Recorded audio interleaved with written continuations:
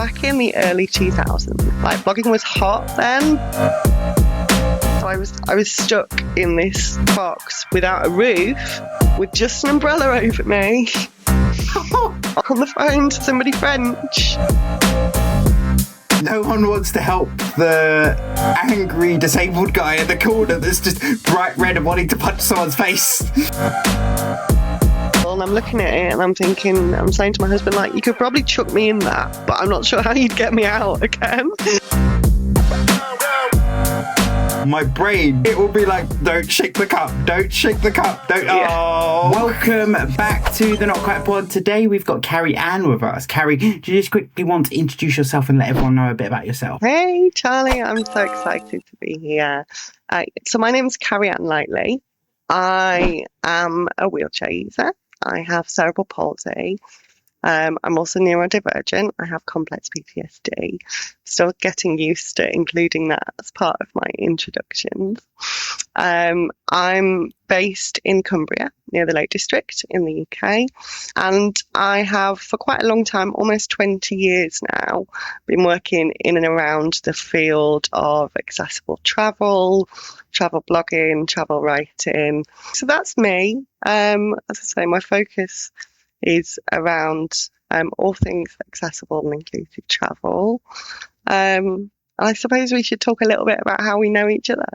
Yeah, so we know each other through our work through Accessable. So I'm an ambassador for Accessable, a lot of people know, but Carrie-Ann is the brains behind a lot of the marketing. She's you're the marketing manager is your official title, isn't it? I'm head of marketing and communications at Accessable. I can't take the credit for being the brains behind it all. Absolutely not. We like to call a small but perfectly formed team doing that. But yeah, I remember many years ago receiving an approach from you to Accessable saying, we'd love to spread the word about what you do and your content, etc.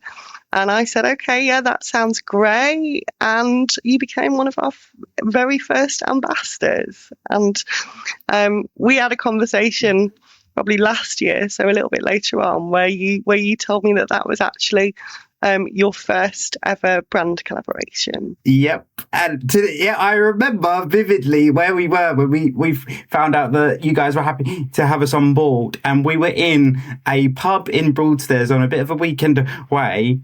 And we'd sent you the email to see if you'd be interested. And we were literally, me and Gina were sitting just chatting and having a drink. And then we had that came through. And I remember both of us shrieked because we didn't expect the result.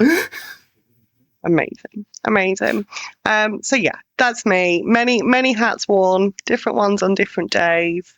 And yeah, just really happy to be here chatting to you today, because as with a lot of conversations with individuals in this space, I feel we've kind of been on a real journey together with different areas of work and the different things that we do. 100%. But how did you actually get, I've never asked, I don't think, how did you actually get into blogging? So blogging and travel writing, I got into back in the early 2000s. So blogging was hot then, but blogging and things like brand collaborations and getting paid to write, like that just didn't exist. It wasn't a thing. I was at the time working for a small charity that ran a helpline for people who wanted to find accessible holiday and travel information. The charity had a newsletter, a print newsletter. That's how long ago this was. And one of the charity's partners got in touch to ask if I would take what was essentially a press trip to Glasgow and Edinburgh, going on the train, travelling between the two on the train, and writing up my experience for the charity's newsletter at the time. So I thought this sounded great. This sounded wonderful. Like, yeah, I'd love to travel and take a trip and write about it. And I'd always been interested in writing. I'd always enjoyed writing and creating things with words. So I took that trip and I wrote the article. And what really changed it for me was the reaction of the audience. I was getting emails and calls into the helpline telling me how helpful it was to be able to see somebody else in the position of being a disabled person taking a trip. So this wasn't really about, providing them with like really detailed information so they could decide where to go. That's not what I do. There's plenty of other places and platforms that cover that, including Accessable, shameless plug. But it was about sharing my experience in a way that, a restaurant critic might share their experience of a meal, for example. And I found that it really, the reaction that came to me was really about, how much more confident people might feel taking a trip to somewhere like this, having read and seen a representation of somebody who looked like them, or maybe who didn't look like them, but who had additional needs and things to think about. I think it's interesting as well because it's such a big thing to. I remember when I started doing the travel content, I was like, "Oh, I'm going to create this thing, and everything is going to be reviewed, and you can just go on there and look." Then you suddenly realise the size of that project and go, "Wow, I'd love to provide this." And I know, obviously, another shameless plug, Accessable's on their way to providing this. But it's one of those things you realise the size of the task, but completely agree of like that. Just those one or two people that reach out to you and go, your blog or your piece of content or whatever it might be has really helped me to understand if a place would suit my needs. Because I know as well, we've spoken before at length of you have a deep love for Amsterdam. That interestingly, one of my favourite places.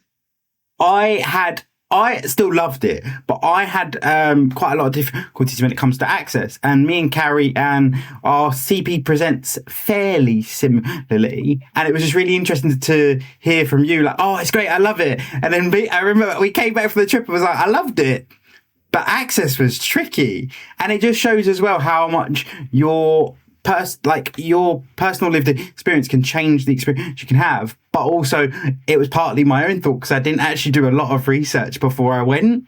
So that was my own downfall. But it's also showing that everyone has different experiences of different locations. Because I remember the other one that caught me out with yourself was Rome. I would have always thought Rome was one of the most difficult places to travel to, being quite historic. So, and then I think you've had quite a positive experience there. So which of the places you've been, which ones have sort of surprised you the most when it comes to accessibility and being more inclusive? I think Rome definitely surprised me. I think I had that attitude before I went. I really wanted to go. My husband really wanted to go. And a lot of my problem is that I tend to do too much research because I've worked in this area for a long time. I've heard a lot of stories from people about horror stories, nightmares when traveling, that kind of thing. So I'm always trying to protect against that. It's not actually possible. We might get onto that in a bit. It's not actually possible to entirely protect against that. And I remember having a conversation with my husband, Darren, and being like, I really want to do Rome. I really want to go for this, but I just don't know if it's going to be manageable. Like, I just don't, with the cobbles and with it being so ancient and all of that kind of thing. And I remember the conversation to this day where he was like, will you just book it? Will you just book it? And we will manage. Like, we always manage. We will figure it out. Like, we always figure it out. And we will have a good time. Yeah. And that's kind of an ethos that I've tried to carry through, I guess. So I think Rome definitely surprised me. And Rome, again, was another one of those, I published a travel guide to Rome.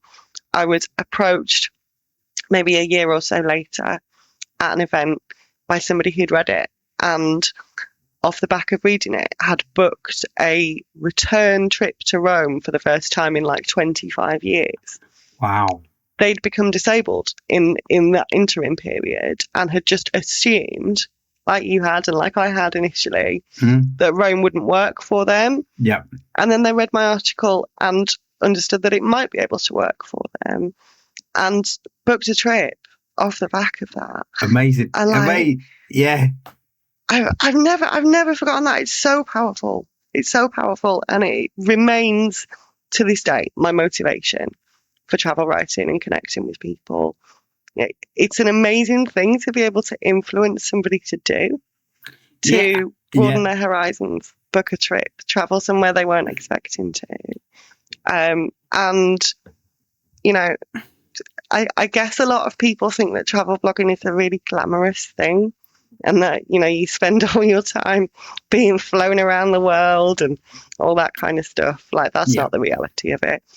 It's 100% true. I think it's that whole thing, particularly even with just social media and content creation in general, whether it's blogs, whether it's video content, everyone has this idea that, oh, like, it's even like my old school parents' idea of like, oh, you get paid to post so-and-so on social media. And I'm like, it's not that glamorous. Everyone thinks it's that glamorous, but there's a lot of work and a lot of like things that you just create for the fun of it. There are opportunities that come up and people do offer to work with you, but a lot of the content creation and the blogging that people do, it's for our own enjoyment, and also to try and, particularly in the disability space, to try and help people, like you say, is that one person that you can change their perspective or show them the power of information. Of they're looking for a certain piece of information, you're able to provide that because of your own lived experience.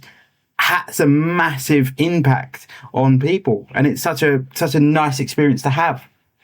Yeah, it's so powerful, and it remains my motivation. As I say, you know, as you mentioned there, the assumption often from people who don't work in the content creation space is, you know, you get all this free stuff, and you get to have all these glamorous experiences, and just chuck something up on social media at the end of it. And we know that's not the reality. There's a lot of work involved. But I want to be clear that, you know, that's never been my motivation. My motivation has never been, okay, let's see how many free trips we can get this year. My motivation is connecting with people and helping them to broaden their horizons. And, you know, I kind of view my blog and my content as a starting point. It's not designed to be comprehensive. It's not designed to answer every question every disabled person about every place they might want to go to. It is an authentic and accurate representation of my own experience. And if that provides a helpful starting point for somebody to go, okay, I'm going to do some more research and look into this place, venue, country a little bit more as it might be suitable for me, you know, that's ultimately what I aim to do.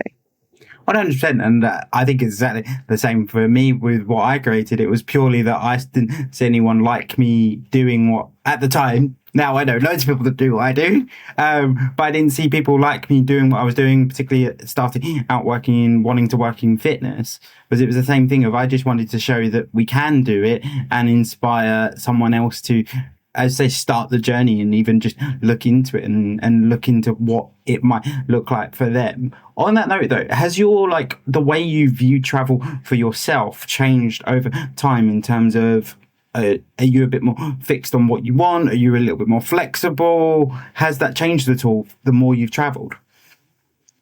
It's definitely changed over the years. Perhaps the more I've travelled, like, definitely just with age as well. And that you know, as I say, it's nearly 20 years I've been working in this area. And so Carrie-Ann at 18, 20 could have the longest, most packed itinerary in the world and sit drinking cocktails in rooftop bars and hotels till the early hours of the morning and still somehow manage a flight a few hours later and all that kind of stuff.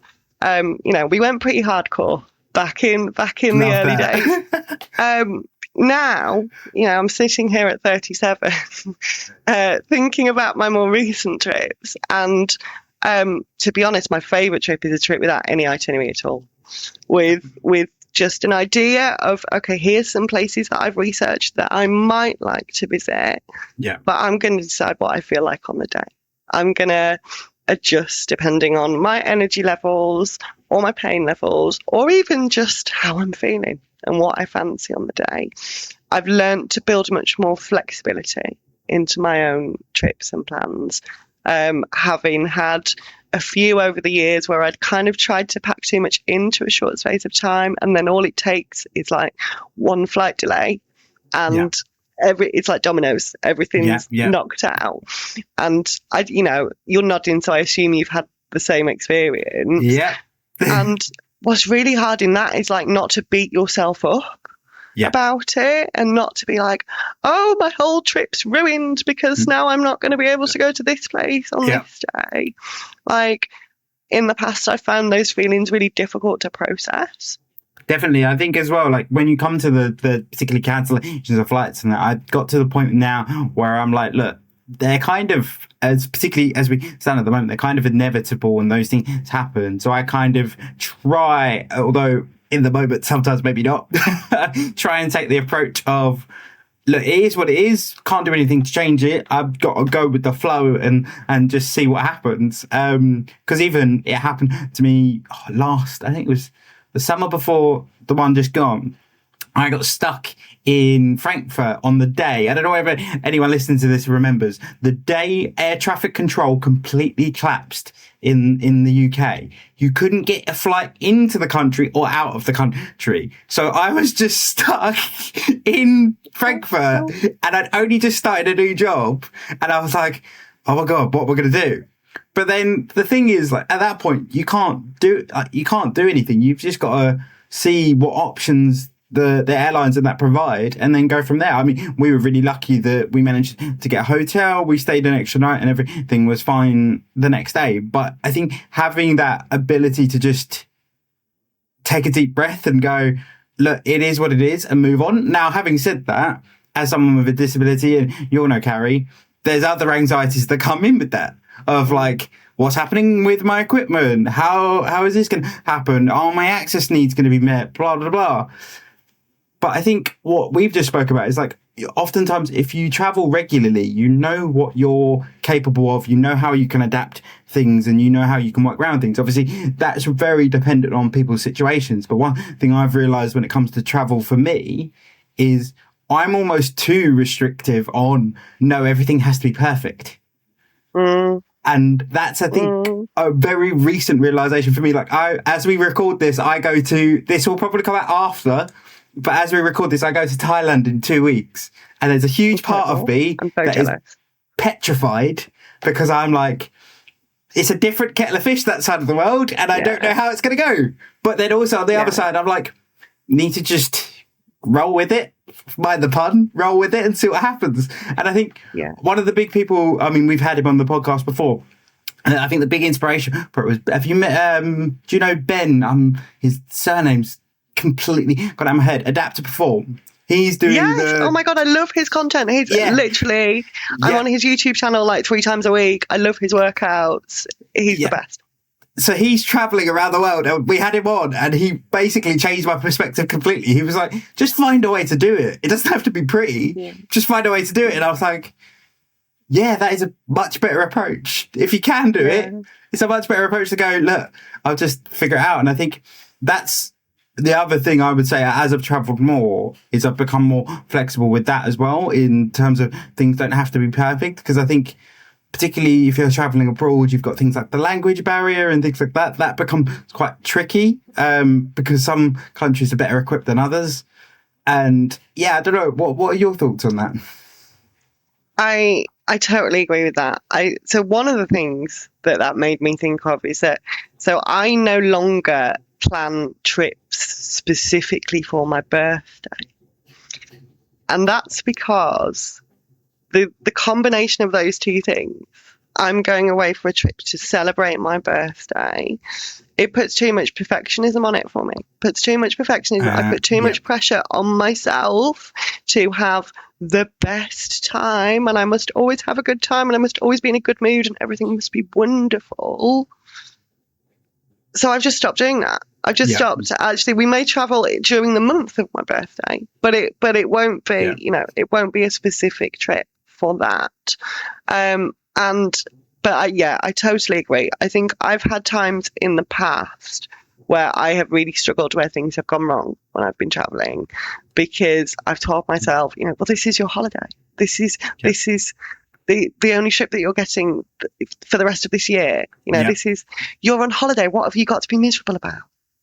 those kind of things. Very negative self-talk. I'm hearing those, like I'm hearing myself saying that, and I'm going, I really don't like that Carrie-Ann. She's annoying.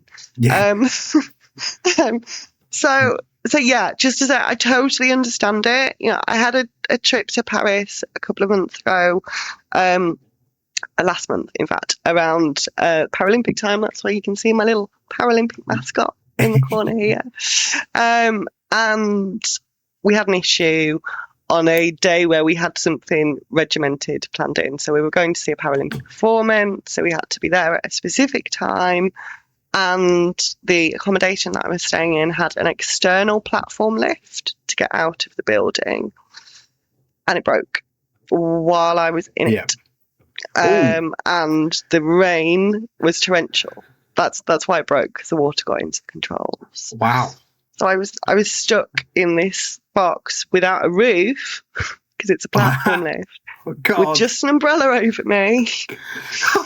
on the phone to somebody French, trying to get them to come and help me. And do you know what? Like, when I say that, people are going to be, I guess, focused around like that feeling of just being stuck and being helpless and not being able to get out. And there was a lot of that. But the overwhelming feeling was like, the day's ruined. Because I've been sat here for an hour now. Like, we've missed most of the first half of the Paralympic performance we were going to see.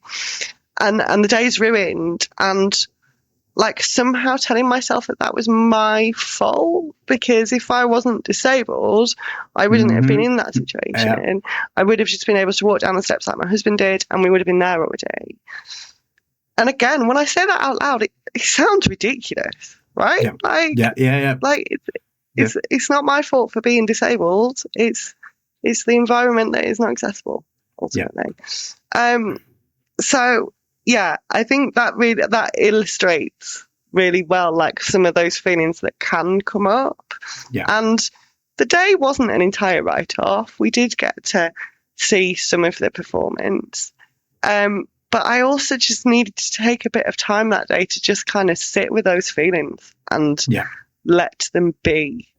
And I spoke to a friend afterwards who's also disabled, who said to me, like, you've experienced a major access fail, and they have a huge emotional impact. And we don't always acknowledge that, because a lot of the time we just want to forget about it and move on and get on with our day and get on with the nice thing that we were supposed to be doing. But there is emotional labour there. It does have an emotional impact. It has an impact on how you feel about yourself, your day, your trip, whatever.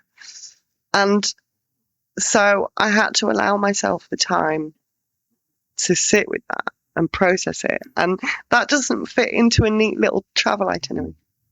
No, and I think as well, it's that whole thing of, I think naturally in situations like that, particularly traveling with your partner, your friends, whoever you're traveling with, you can naturally have that like innate, that feeling of being a burden to others also come up. And then that's something else you have to deal with, of like, oh, you're stopping people going in, enjoying the thing that you were going to do, when actually it's stuff that, again, is completely out of your control. You can't do anything to change it. It's just one of those things. Yes, it sucks. And yes, it's completely wrong. But it's another thing that I always come back to. And this sounds like really, I don't even know the right word, really like negative towards disability. But then I think my approach now when it comes to travel, and I'd be interested to get your view on this as well, Carrie-Ann, is the controlling your environment and controlling what you can, because a lot of the time that's all you can do. You can make all the right precautions, you can do all the right things, email all the right people, but you can't change what happens on the day. So a lot of the time, I've tried to like rationalize in my head, like, I've done everything in my power to make sure something like this doesn't happen, but it has happened. And I've just kind of, got to allow myself to sit in the mud for a minute, but then also realise the horrible, again, very over-optimistic part of me tries to remember, like, no one died. A worse thing could have happened. okay, yeah, I've been in my favorite thing that happens to me all the time when I travel now is I get to places, book the accessible room, and they go, someone else is in there, and I'm like, but I had confirmation from you months ago that I was in that room, and you've just told me someone else is in there. But the other thing in that situation you have to remember is like being aggressive or angry or like quite emotional isn't going to get you anywhere to an extent. It's a really hard one to rationalize in your head, but it's only something I've really recently sort of realized of like, no one wants to help the angry disabled guy in the corner that's just bright red and wanting to punch someone's face.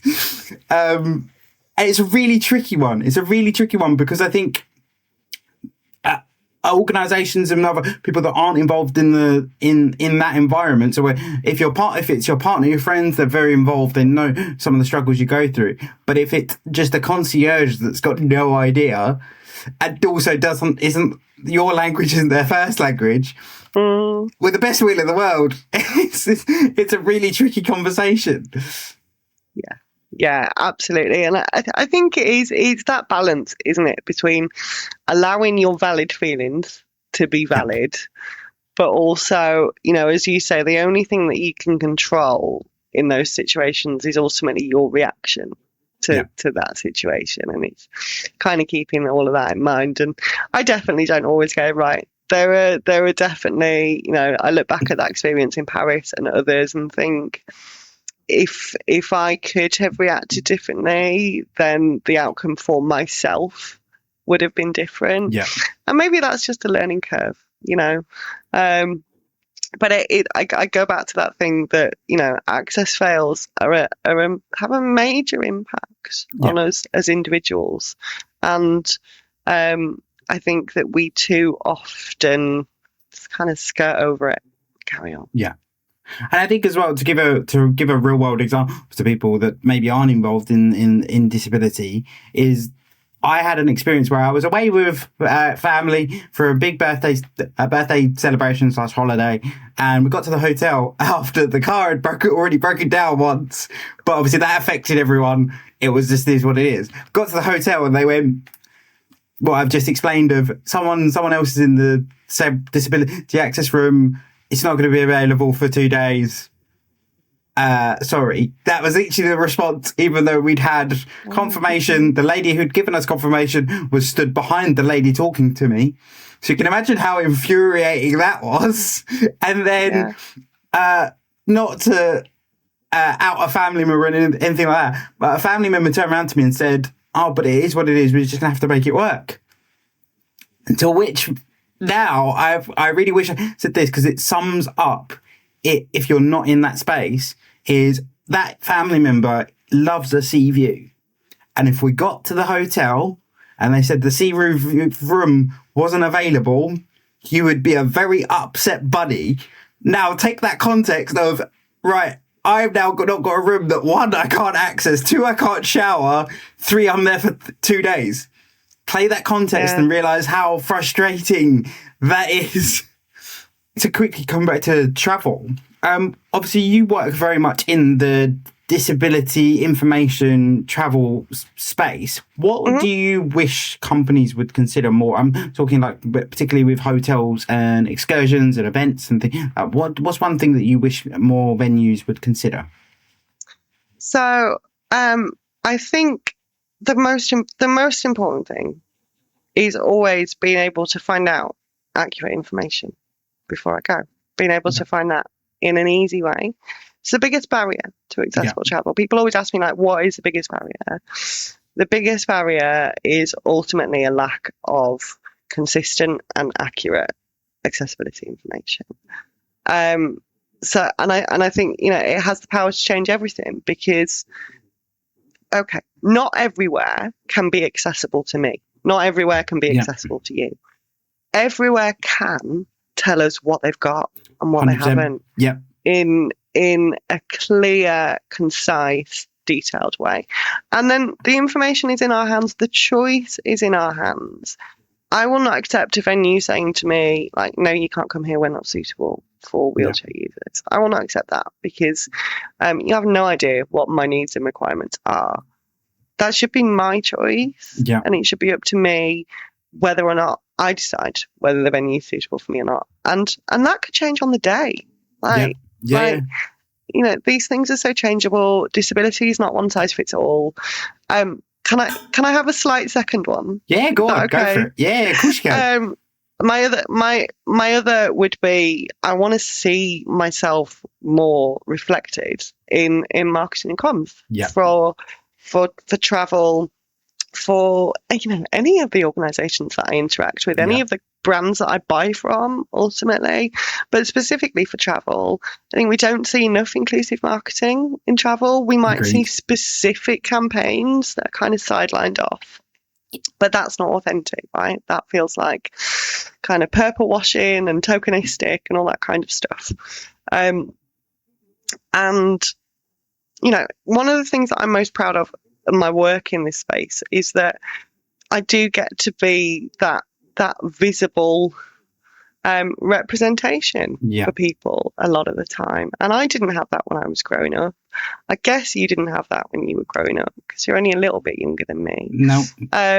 And you know, if I can see myself reflected in your marketing and your communications, then I know that my customer is taken seriously, that my money is valued, that I am seen as a valuable customer. 100%. I couldn't agree more. I mean, one of the only bits I would add to that, but this is more of a personal thing and a more of a practical thing. One of my big things is, guys, use photography. It's an amazing thing. Use it. Like, the amount of hotels I email and I must look like a complete weirdo because the first question I ask is, have you got a walk-in wet room shower? Can you provide me with pictures? That is literally, if you look up my email history, you can tell when I go away because there's a list of about 10 hotels and I'm asking them the same question over and over and over and over and over again. It's so frustrating because you see some, particularly, obviously this is very specific to hotels, but you see some hotels doing the right thing and listing their accessible rooms on their website and showing you pictures and showing you the exact room. One of the things I really don't like is, and this is partly because people need to realize that disabled people are normal people and we don't want to do an unnecessary step if we don't have to, is stop caging the accessible room. Fair enough, like, make sure that the people that require it are the first ones to get it, but put it on your website, list it that you have it, because most of the time if we scroll through your website and go, they haven't got one, it's only if we're in a very persistent mood that we'll be like, I'll email them or I'll phone them to see if they have. List it on your websites, please. 100%. Like, if I can't book online like everybody else can, I'm not booking. I will go somewhere else. That is how much I want that equity of experience. I am forever short on time. Like, I juggle so much in my life. I never have enough time to do all the things I want to do. And researching and booking travel when you're disabled takes time. It just 100%. Does. And and if that's going to take more time because I have to call you or I have to email you when everybody else gets to book on the website, then I'm not going to book. And it's one of the things that, you know, I'm fortunate enough to be on judging panels for a couple of different tourism awards, etc. And it's the first thing I check when a submission comes in is, you know, if it's a hotel and they have accessible rooms, can I book online? And if I can't, then they're not a contender in my mind. I think that there is this kind of fear factor of, like, and again, it's ridiculous. Like, I think that if we start advertising an accessible room online, then we're going to be invaded by disabled people. Like, it's that whole theory of, like, obviously we do connect because we connect through lived experience and shared experiences, but it's the automatic assumption that every disabled person, all of our friends are all disabled as well. We don't have any people that don't match completely with the disabilities that we have. Like, it's like that old thing that I always used to get all the time is, oh, you got a girlfriend? Is she in a wheelchair as well? And it's like, there isn't a telepathy thing where we all get together. Like, there are certainly shared experiences and we can connect over that. But like you say, it's that whole thing of people expecting like 200 people in wheelchairs to all rock up at this one hotel because they've suddenly put on that they've got a wheelchair accessible shower. Yeah. I mean, do you answer that question with no, but she's ginger as well? Because I think that's a brilliant comeback. I don't, but I normally respond with, well, it depends on your definition of disability. I love that. On that, I often tell my friends, like, remember, disabled people, we don't all know each other, and then something will happen. Like, one of my friends came to me last week, our mutual friend and your fellow ambassador, Pippa. I love Pippa. Has had a brilliant reel go out recently on a project that she's been working on the National Trust with. So she stayed at a National Trust place locally to me. So one of my friends who doesn't work in this area, doesn't know Pippa, anything like that, came to me and was like, oh, I've just seen a reel for the National Trust locally and it's brilliant. It's advertising accessibility. The lady in it's in a wheelchair user. She's got a really cute little dog with her. And I was like, oh, Ruby. I know her. She's my friend. Yeah. And then my friends go, but I thought you didn't all know each other though. Like, there is this thing where it's like, particularly I think in this creative space, it's such a small world. And like, I've had examples like that, or I've had examples where like I'll be in London for the day and I will bump into another wheelchair user at the train station who I know, who works in this space, who I haven't seen for like 5 years. Yeah. And then again, my friend will go, but I thought you didn't know each other, though. I thought you didn't all know each other. Like, honestly, we don't. The universe just keeps making it look like we do. Although my personal favourite one is when you know people's handle and not their actual name. So you're like, you're that guy, but I can't call you that guy because that's not your actual name. Or the other one I've had is someone coming up, hi, Charlie, and I'm looking at Gina, and Gina's looking at me like, I need to style this out, but I have no idea. Yeah. It happens to me in my hometown all of the time because I live in a really small town that is like, it's got a village mentality. So everybody knows everybody. I've got a really big family who all live here, and I am visibly, I've got defining characteristics. I'm a wheelchair user. I've got curly hair. There isn't a lot of disabled people here where I live. Yep. And so people will come up to me in the street and be like, hey, Carrie-Ann, how's things? How's your mum doing? And I'm like, yeah, great. Nodding along, thinking I'm got a clue who you are. But on that, one question I wanted to ask you on that is, how do you react when you bump into people like that and they say, oh, I follow you on Instagram?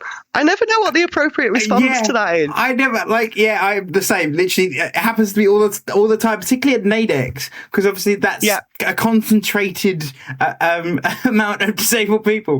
But I say never know what to do. I'm like, thank you, and then don't know how to follow that up. Because then I also I then go, what's your favourite bit of content?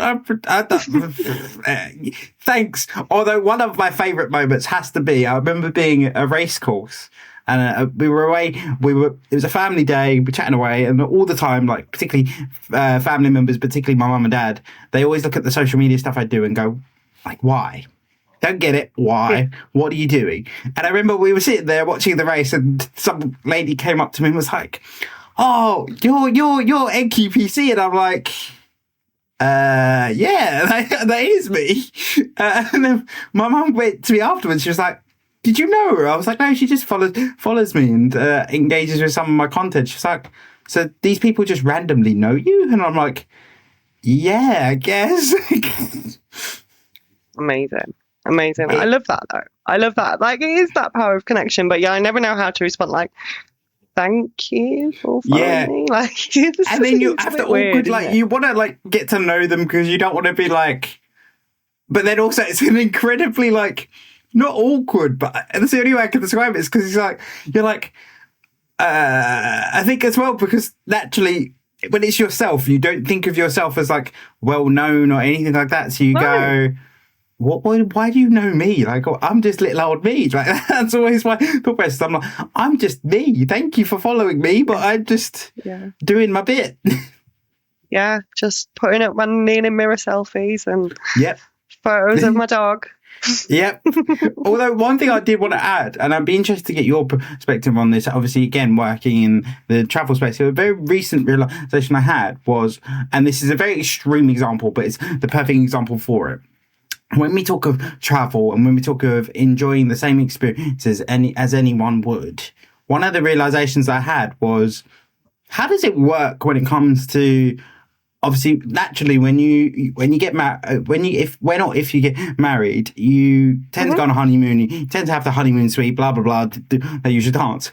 We don't get that choice. Like, oftentimes when it comes to hotels, it's like, here's the accessible room. This is the one or the two or the three rooms that we've got available.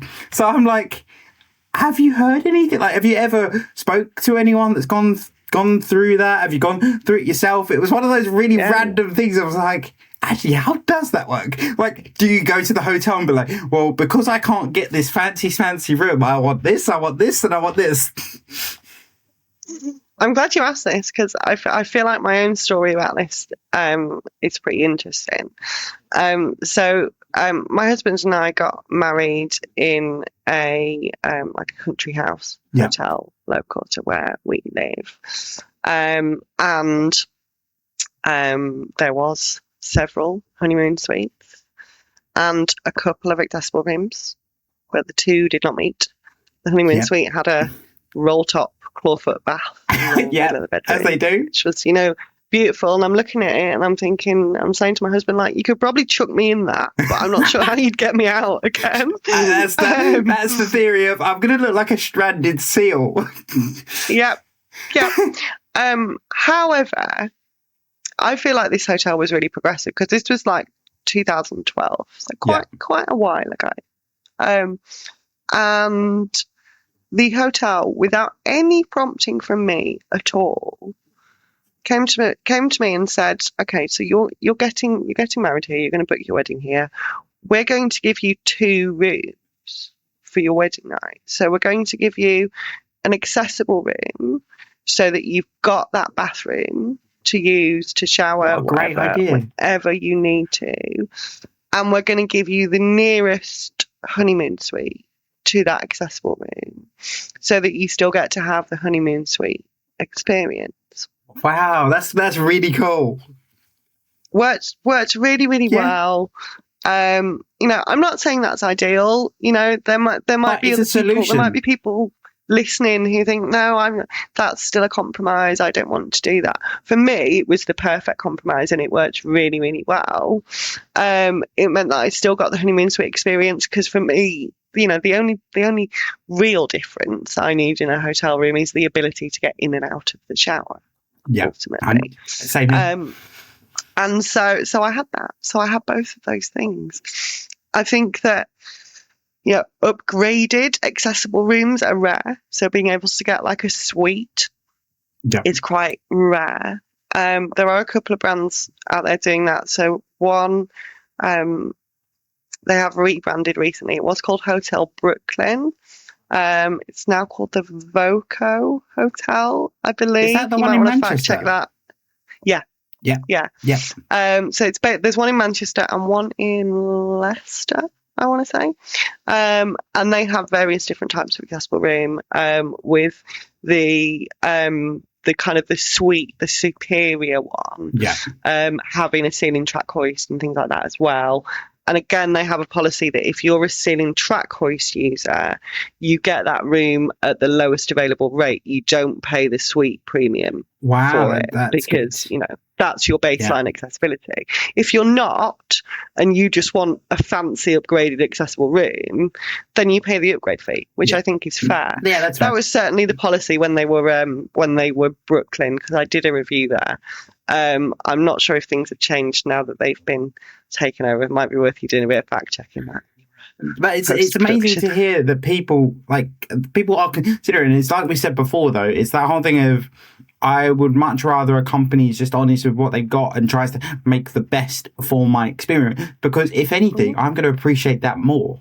Because I'm like, you tried, you thought about it. Like I respect that. I'm sitting there thinking, you could have just turned me on my and said, no, we can't do anything. But you went, this is what we've got. This is what we can offer you. And because you can't get the same experience as someone else would, this is what we're going to do for you. Even if it was like things like, whenever we went around the hotel, like staff are proper on it. They're aware that it's like if we're using the honeymoon example, they're aware that we're here for our honeymoon and they want to make sure the experience is as good as it can be. That can go a massive long way. And the other thing as well is that it's the really little things like if my name's the lead on the booking, talk to me directly, don't talk to my partner, which is, it's all stuff that we've all experienced of like, it's just the way things work of people do automatically assume that the one standing up is the one that deals with everything. And whereas most of the time, Gina then looks at me and goes, is that right? Is that right? Is that the one you booked? I was like, yeah, that's the one I booked. You know, and that's so funny because when I've had that experience, you know, my partner is male and is non-disabled, and so you kind of go like, is this a disability thing or is it just a misogyny thing? Like, are they just speaking to the man because they're used to speaking to the man? So like I had this in a restaurant a couple of years ago. It was around Valentine's Day. We weren't celebrating Valentine's. We don't. I'm very cynical about Valentine's. But it was around that time. We were going out for dinner together. I had booked the table. I was paying the bill. Yeah. Not one person in that restaurant addressed me directly all evening. Oh, don't like that. Don't like that. And at the time it was like, is it a misogyny thing? And I actually tweeted about it. And this was during a time when Twitter or X was a little bit more prevalent than it is now, should we say. And I did that thing where I kind of tweeted about it like half hungover in my bed, still wearing last night's makeup, like, oh, I'm just going to bash a ranty tweet out and then like put my phone away for a few hours. Yeah. And it went viral, like it went like accidentally viral. I mean, I don't know if you can really do on purpose viral, can you? Like it's always, but it's always the things that you don't expect. Yeah. Yeah. 100%. And I had lots and lots of very unhappy men in the comments. Kind of defending, you know, it's just tradition in a restaurant that the man pays the bill and this, that and the other, and you know, kind of saying that I was being sexist against male members of staff. But the interesting thing was I didn't mention in that tweet anything about whether the staff were male or female, because in fact it was from both sides. Yeah. So it's very interesting seeing the wider public's reaction to something like that. And yeah, it just made me think of that when you mentioned that you often have that experience where people talk directly to Gina, because that's the total flip side of that, obviously. 100%. People do it all the time. People will speak to Gina directly. We had it in Lisbon Airport where the assistant staff spoke to Gina rather than me, and Gina responded, was like, he can talk. I remember it happened once in Spain and she was like, his Spanish is better than mine. You need to talk to him. Full disclosure, I don't speak very good Spanish. I just speak slightly more than Gina does. But it's so common that they assume. And then the other thing is like, or the thing I get often is like the assumption that I'm a burden to Gina. So that's another thing that I common get of like, it's kind of almost that unsaid, like, what are you doing with him? I don't understand why him? Yeah.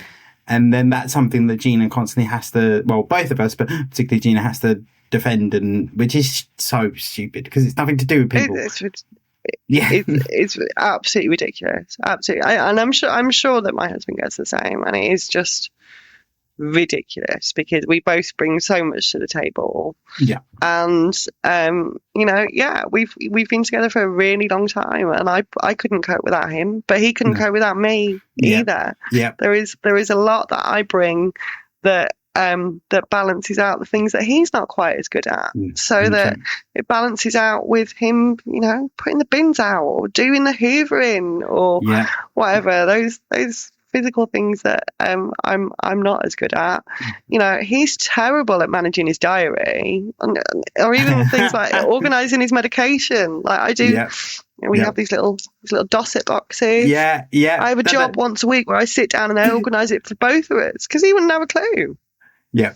Yeah, no, 100% completely agree. It's like people, particularly like one of the weird things that people don't realize in mine and Gina's relationship is Gina, she can cook, but the cooking is my responsibility. It's left to, it is me. I am Chef Charlie. Yeah, I love that. People don't get. They're like, wait, but you're the disabled one. I'm like, yeah, don't get me wrong. Like Gina definitely does her fair share of sous chef.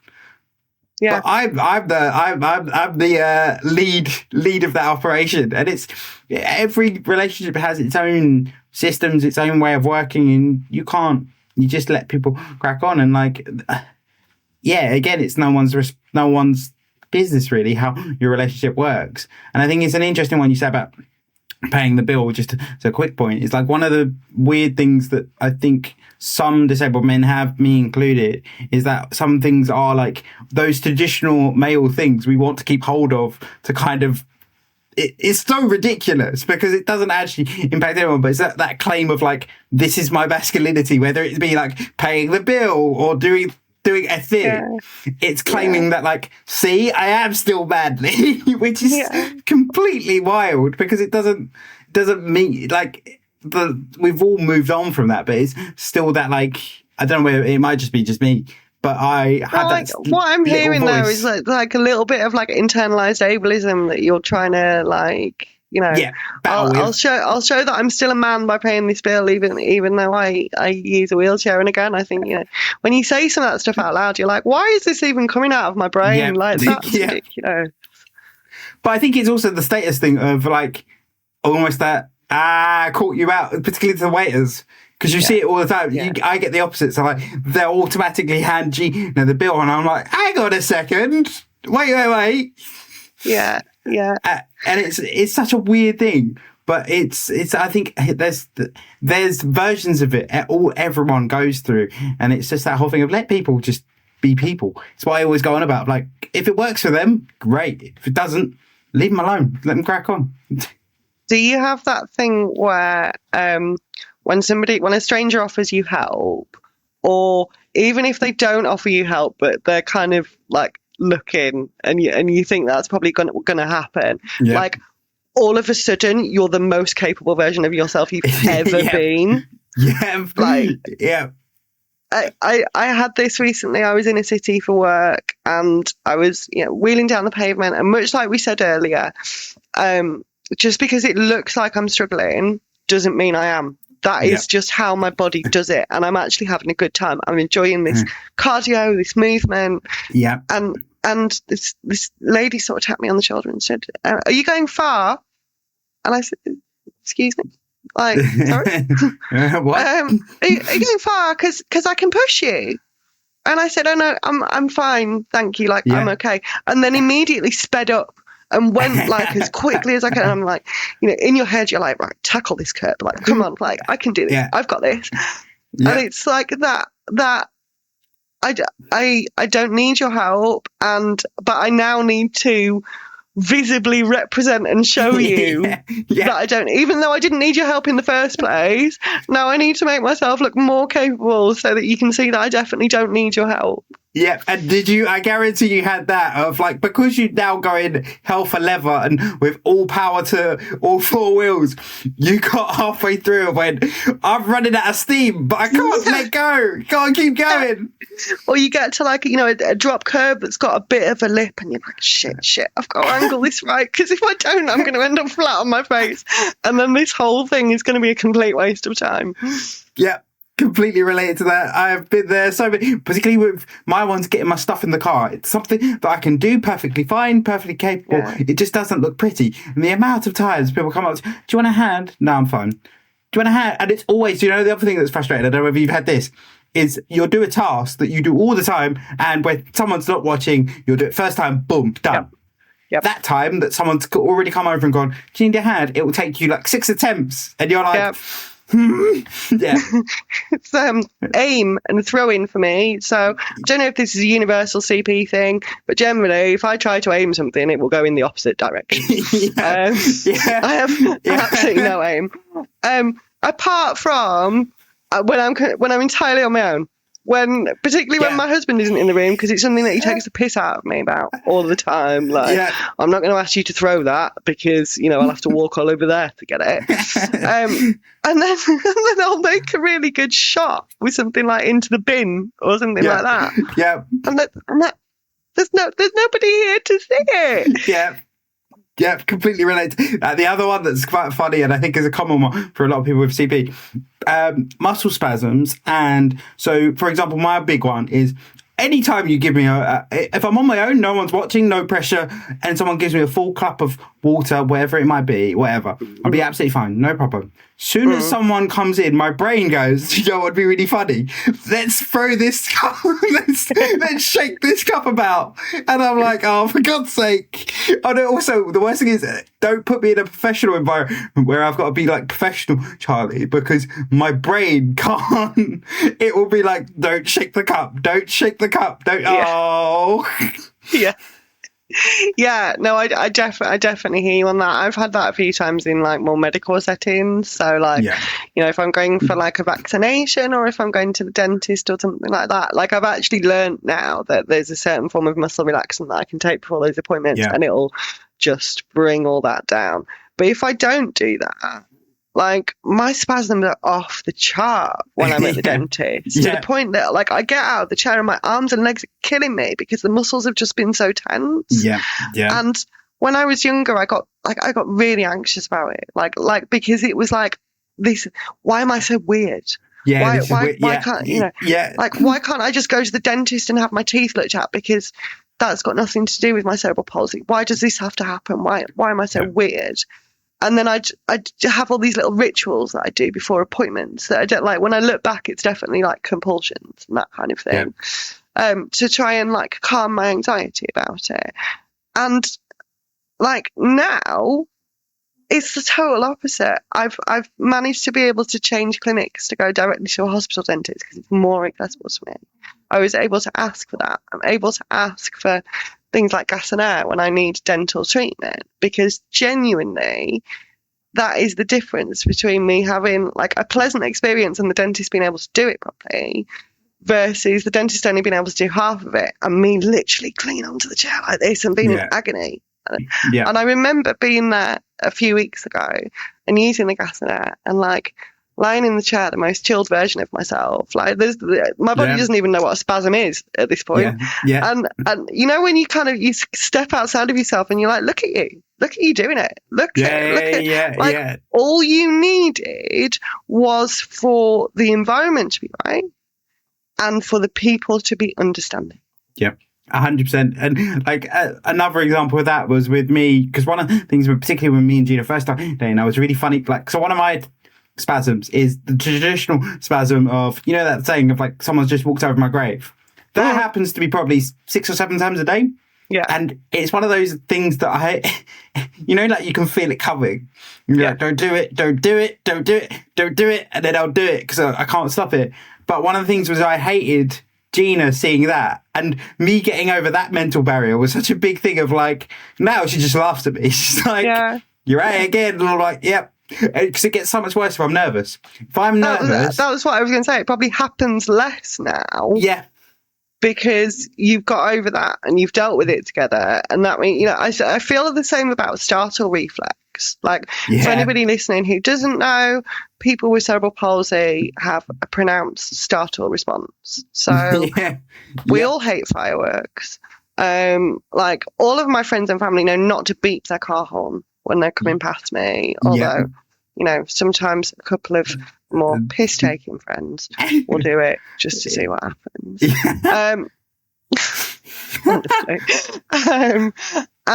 And so we have an exaggerated startle response, and it wasn't until I was 18 that I discovered that was a cerebral palsy thing.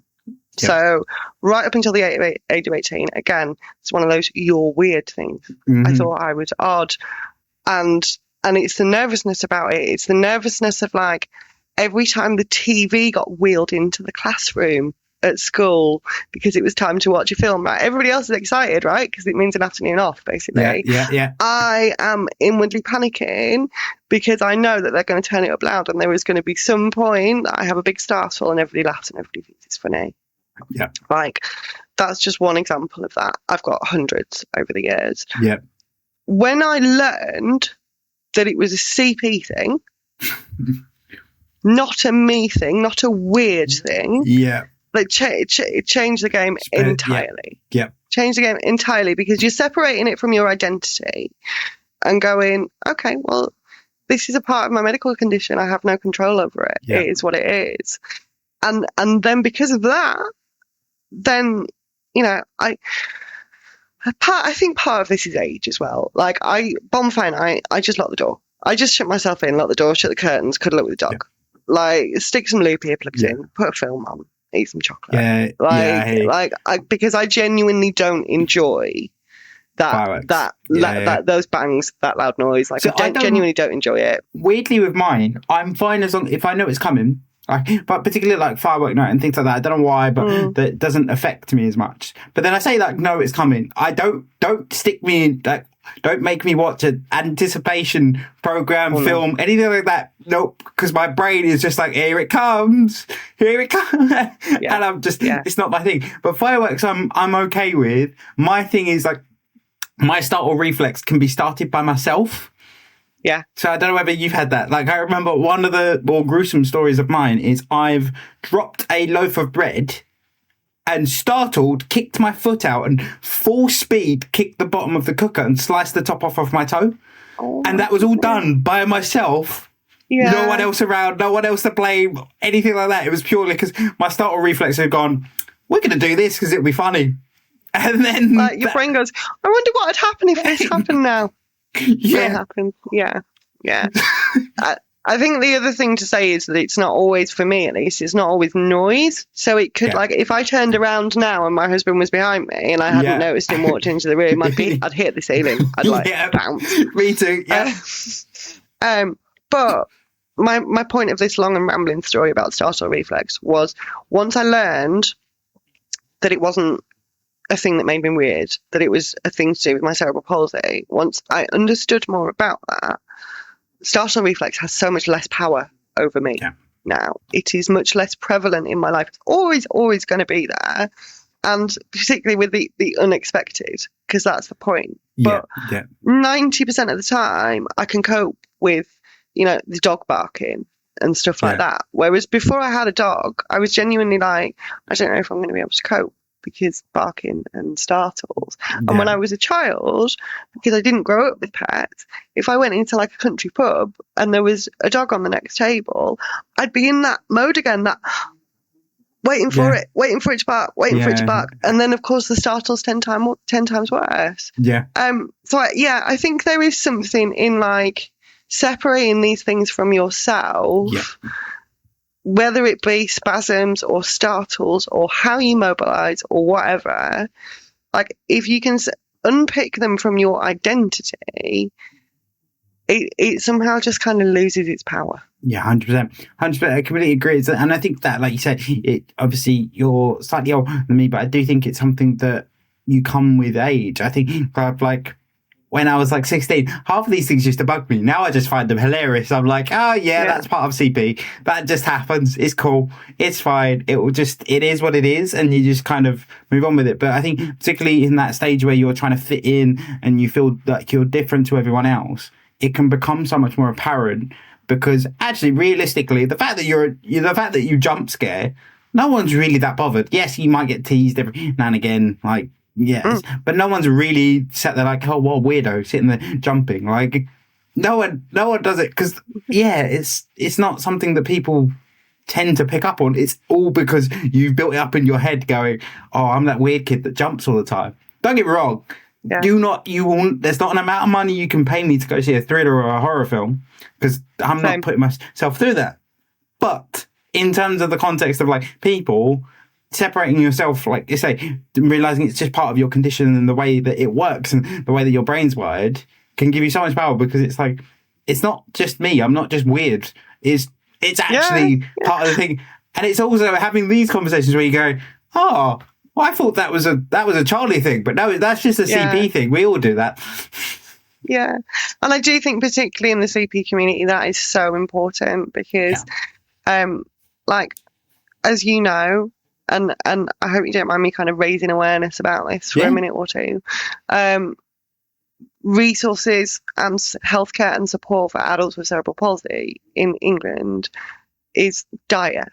It is dire. 100%. There are almost no specialist services available to us. There is one specialist clinic in the whole of the country that currently has, I think, a 6-month waiting list for referrals.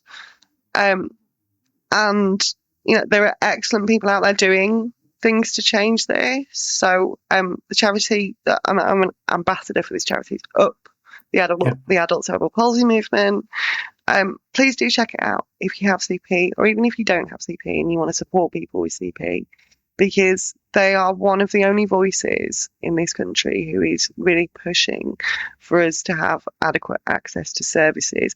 And if we have that, then we learn sooner that these things are part of our condition. We learn sooner that our identities are unique and all that kind of thing. And I just think it's so empowering. And, you know, we can have a laugh with it. It can turn into a joke. Like, I was away with the girls a couple of weeks ago and we were in a country cottage for the weekend and somebody popped a bottle of Prosecco and then went, "Oh, are you all right, Carrie-Ann? Are you still with us?" And I was like, not even a flinch, mate. Not even a flinch. I'm fine. I'm great. I'm good. Where's my glass? Come on. It doesn't always have to be serious.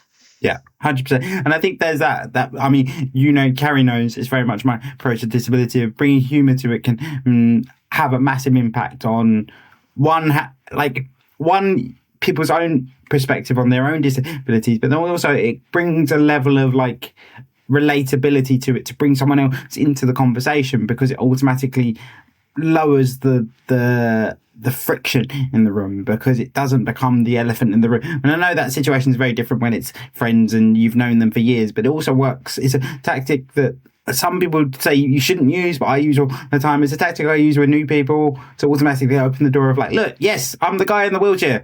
I'm very used to that being what people tend to see. So if we want to chat about it, let's chat about it. It's not a problem.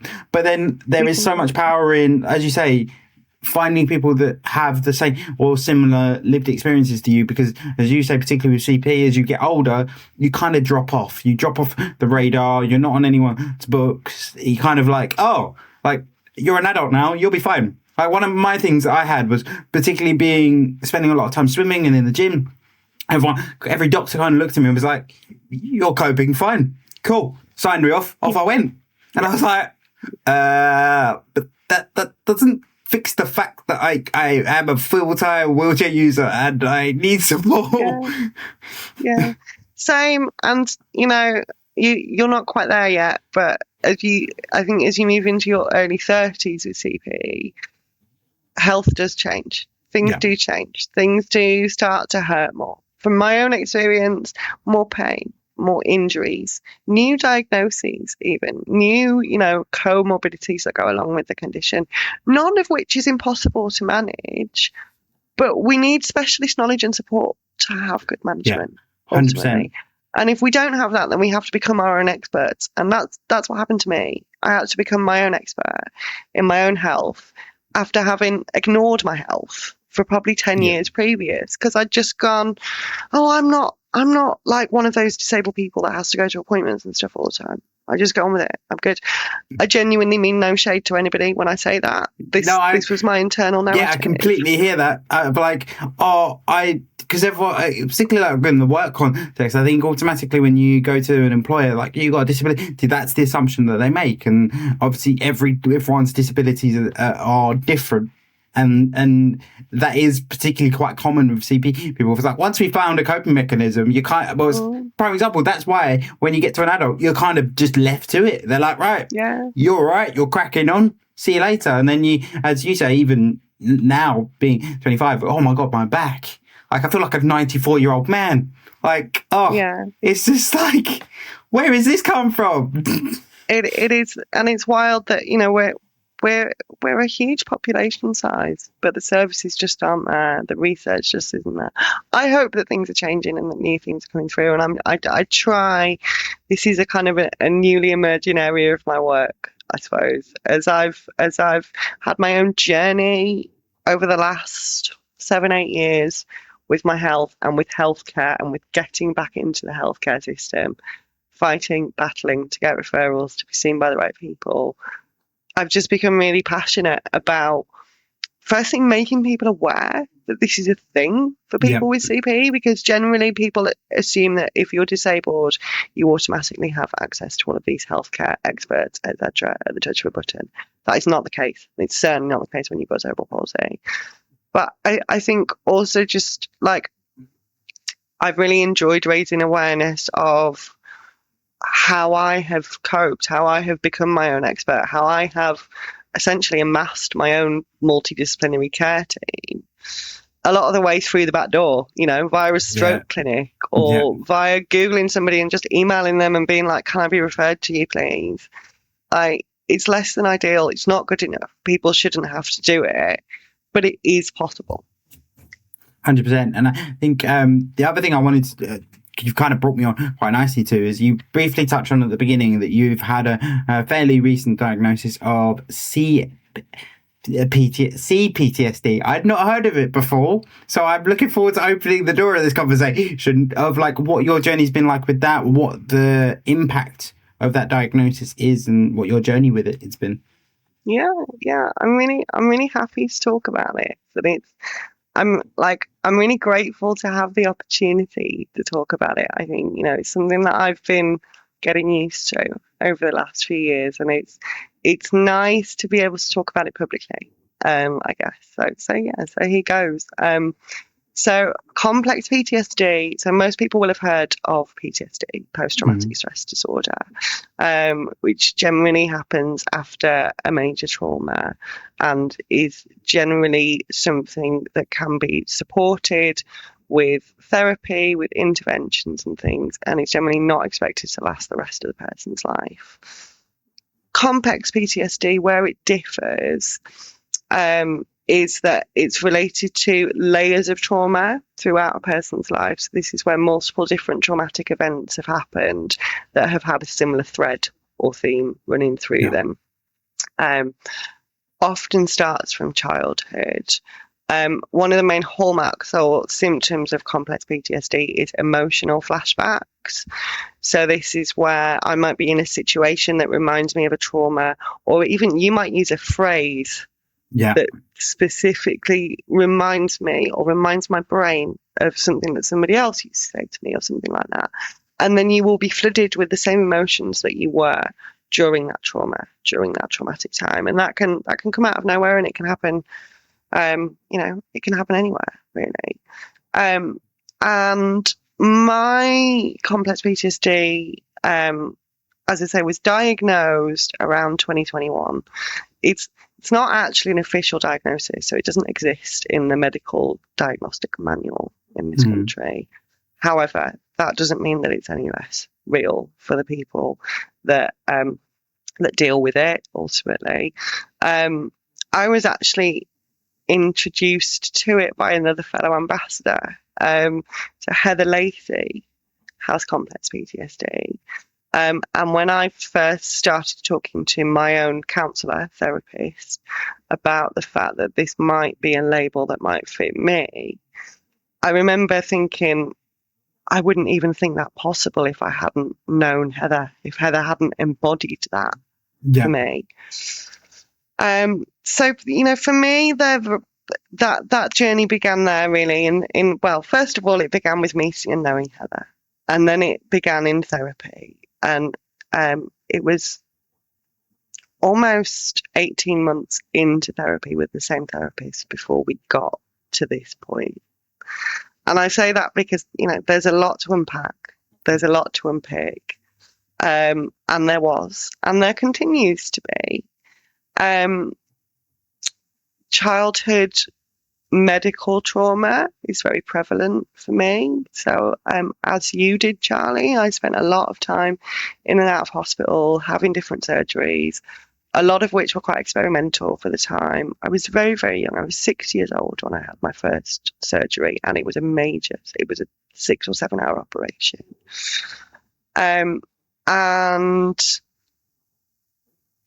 Yeah, that has had an impact. That multiple surgeries throughout childhood, multiple hospital visits, have ultimately had an impact on my brain and how it processes fear, and that is basically what complex PTSD is. Now, I've simplified that quite a lot there because of my own boundaries. Ultimately, there is much, much, much more to my story. But in terms of what I'm happy to share here today publicly, that's the headlines. I want to clarify that because, it's complex PTSD is complex. Ultimately, there are layers. There are layers that remind me of older layers that remind me of newer layers. That it's tricky. And as I say, that's only a really small part of the story. But I have again found it really empowering. I think a new diagnosis always is. When you've been dealing with symptoms for a long time, I always congratulate people on a new diagnosis. I always say congratulations, and people outside of that conversation are like, "What? Why would you? Yeah. But it's that whole thing of being able to understand it more, and it's kind of helps you refine where you're looking for information and things like that. So I can completely see how a diagnosis can open so much power and kind of give you that peace of mind. And I think that's where the power I know there's a lot of mixed opinions on self-diagnosis, but that's where the power of it comes in. Of it can just help you target your research, target you getting support and looking in the right areas for that support. And it's what's your if you're comfortable, just curious, what was did you have any, because obviously the conversation of therapy and going to therapy is quite it's not new, but it's becoming more common now. What was your journey into therapy like mentally, in terms of, was it something you became open to very quickly, or was it something you battled with and kind of ended up going, I've tried everything else, I'm going to give this a go and see if this works? Or what was the journey like? I've had a lot of different experiences over the years. So prior to the complex PTSD diagnosis, there was, you've got anxiety, you've got some elements of depression. There was a time in my life where I was diagnosed with panic disorder, and none of them just really fit, and none of the treatments really fit either. None of it really fully felt like me. But during those times, I got access to NHS-based therapy on things like cognitive behavioural therapy, self-help, that kind of thing. Yeah. And I retain that was a useful introduction to the therapy space. I think some of it was quite problematic looking back on reflection, knowing what I know now. Not all of it was entirely helpful, but I did always throw myself into it. And now, maybe part of that is because a younger version of me just really liked being good at things. I really liked being a good patient. I relate to that. I think that's part of childhood medical experience, definitely. And then something very traumatic happened in my life in 2018. A long, prolonged trauma, which was essentially what brought up all the repressed stuff, which then led to the complex PTSD diagnosis. And I accessed NHS like proper counselling, like proper talk therapy, but the limitations of that are limiting. 8 sessions and you're gone, and that is not even a drop in the ocean when you are talking about complex lifelong trauma. So again, it was a helpful introduction. We got to kind of the discharge point, and that was, I was actually feeling pretty comfortable and happy about that. And then the pandemic happened, like literally a week later, we went into lockdown. And maybe 5-6 months into that, I was like, some of your old red flags coming back. Like there's some of these routines aren't helping you. Yeah. I think you could use some more support. And so I had a look around, had a look on a website called Counselling Directory, and approached a local therapist to me privately. And that was over 4 years ago. And we are still working together to this day. Love that. It is one of the things that I am most proud of having done for myself. It is probably the most impactful thing I have ever done for myself in my life. I love therapy. I talk about my therapy sessions with my friends and my husband. I therapize in my relationships 100%. I have had at least half a dozen people say to me, "You're going to be a therapist one day, Carrie-Ann. I can see it," including my own therapist, which is a little bit odd. Yeah, that is a little bit. Yeah, Should I be a little worried? bit odd. But it is as essential for me as 3 meals a day and 2 litres of water. You know, it's literally, it keeps me going. I mean, I ask as it's something that's very new to me. I'm now, how long I've been doing therapy now? Probably 3-4 months, maybe slightly longer. And I was a classic case. And I say this to anyone that's considering therapy and not sure if it will work for them. I was a classic case of the reasons I didn't explore therapy was basically I didn't want to take the opportunity away from someone that I thought really needed the help, because I felt that I was fine, I was okay, I could manage, and that was why I was like, I don't want to take it away from someone that really needs it, because we all know that support is hard to come by sometimes, and some people can't access it privately and so on and so forth. So that was the reason why I kind of put it off. And then it was actually a conversation with a friend who had a conversation with her therapist about me. I was like, yeah, he needs help. And that was where this journey started, and it was that whole thing of like, I think everyone for whatever reasons kind of puts it off, whether it be that you have a similar viewpoint to what I had, or whether it just be like you don't want to deal with it yet. And it's been one of those things that, I don't know about yourself, it's like sometimes it's just nice to be able to chat to someone that you go, you're just the guy I come to with all the problems.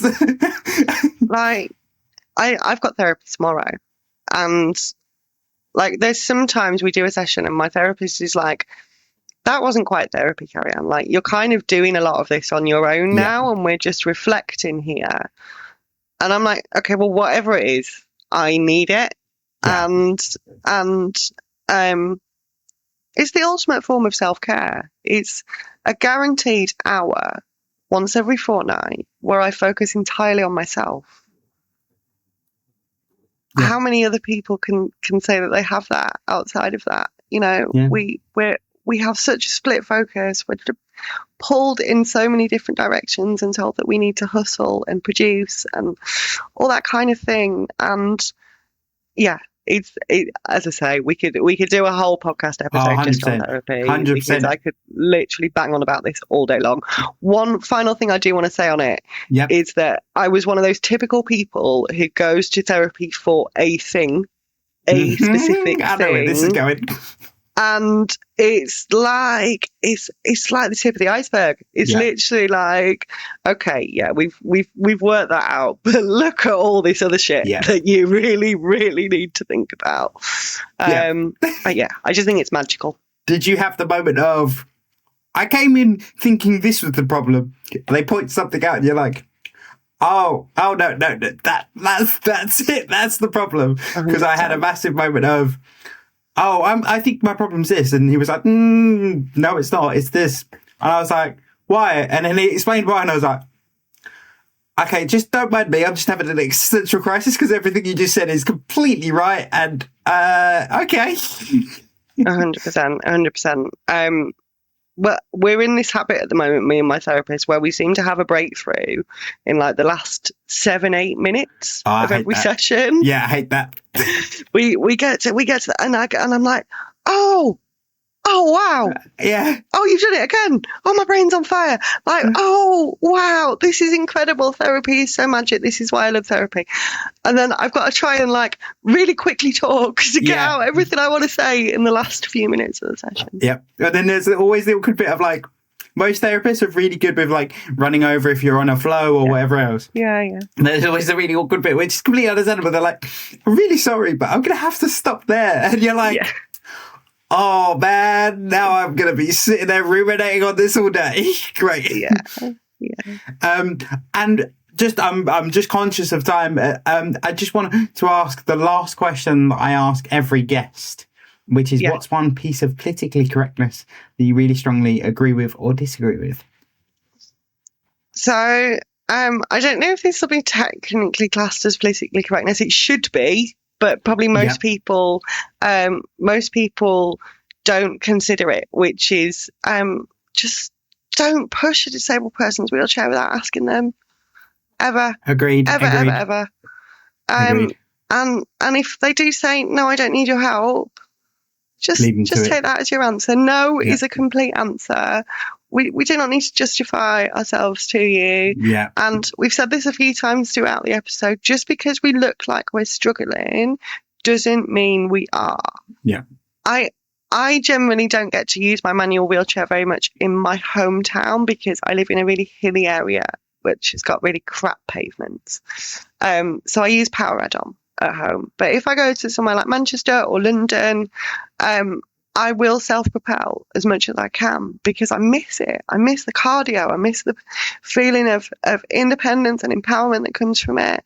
And then for somebody to just kind of be like, I must help you. I must help you. Yeah. And like, you have no idea how dangerous that could be. For a start, you have no idea how much that wheelchair costs, and I guarantee it costs like 10 times the amount that you think it does. Yeah. Wheelchairs are expensive, and we don't exist to make you feel better about doing a good deed. Yeah, 100%, 100%. And I was just going to quickly caveat. Obviously, both Carrie and myself know this. We know it all comes from a really good place. So like there is that element of it, but it's also, as you say, it's giving the power back to the disabled individual to say no. And if they say no, then they say no. That's the conversation. There doesn't need to be a follow-up 10 minutes later when they're still getting up the same hill going, you sure you don't need help? No, leave me alone. Because at that point, we will get frustrated and no one wants an angry disabled person. Trust me.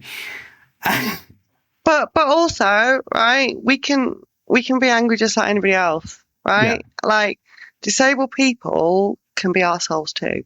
Yeah, 100%. Like, the two are not mutually exclusive.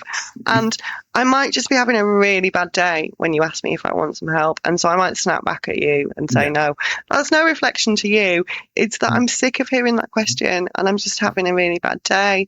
It doesn't mean I'm not grateful for your offer of help. Yeah. And genuinely, if I need your help, I will ask for it. Yeah. Like, I've gone through times in my life where I've been crap at asking for help, where I've not been very good at it, where I've pushed myself harder because, I don't want to ask for that person for help or whatever. I'm over that. Now. And if I need your help to reach something in the supermarket or, open a door for me or something like that, I will ask for it. Yeah, 100%. And I think as well, it's like the whole thing of, and I think you've hit the nail on the head of like, just if they say no, they say no, and that's the end of the conversation. Like, there's nothing wrong with there's nothing. I don't think there's anything wrong with asking the question, "Do you want any help?" Because sometimes it is a case. So we are too proud to say yes, too proud to ask. So sometimes you opening the door and going, "Do you want a hand?" and us going, "Yeah, do you know what? Actually, yeah, that would be really helpful." Yeah. Very different conversation, but it's just respecting that boundary of if we say no, it means no. There's no if, buts, maybes, whatever. It's no. And because I think as well, I'm always very conscious of like a lot of the time, disabled people can get painted as quite prickly about their disabilities. And I understand where that comes from. But then also I sit there and go, I wouldn't want, it's hard because I think I take this responsibility on myself of like, I wouldn't want someone to view disabled people in one way because of a reaction that I myself had. So I don't think there's anything wrong with asking, but as I say, it very dependent on it's a yes or no question. There's no grey area. It's very much red or green. And the most important thing is that you do ask and that you don't just assume. Yeah, 100%. And I get what you're saying but I feel you're being a bit harsh on yourself, taking the reputation of all disabled people on your shoulders. Because I kind of feel like that's like saying, if somebody with brown hair reacts badly, then everyone with brown hair is grumpy. Yeah, it's a good point. Yeah. When you start to unpick some of this stuff, it's a bit like, so I think, for me personally, I'm always going to be human, and that might mean that I am grumpy when I answer you, and it might mean that I'm lovely when I answer you. I might be having a bad day just like the next person might be having a bad 100%. day. So I think, we've said this a few times. First and foremost, we are humans. Everybody is a human being, and if we want to be grumpy in our response, then we should be allowed to be. But just ask the question. Yeah. Don't assume. Completely agree. And you're absolutely right. There is definitely something there that I do put too much pressure on myself at times. But thank you so much for coming on, Carrie. It's been a really good episode. Particularly, I loved this when we did it for, I think it was Accessable's episode of we proper got into the weeds about CP, and we don't often get to do that with others. So it was really, really good to chat to you, particularly with the travel background that you've got as well. It's been a really good chat, and thank you again for coming on. Of course, as we always do, we'll link all of Carrie's details below. We'll also link Accessable, because I know we've mentioned it a couple of times, so if you guys do want to check them out. But I'll also link all of Carrie's wonderful blogs, all of the wonderful work that she's doing, and also link all of her social handles in case you want to get in touch with Carrie as well. Amazing. Thank you so much. I love chatting to you, Charlie. I always love chatting to you. But I feel like we've covered some really sticky topics, some really good topics here. And yeah, I just thank you again for having me. I've really enjoyed it. Thank you so much for tuning into this week's episode of the Not Quite Podcast. Please make sure you follow us on TikTok and Instagram to get regular updates about the podcast. These bad guys make it hurt.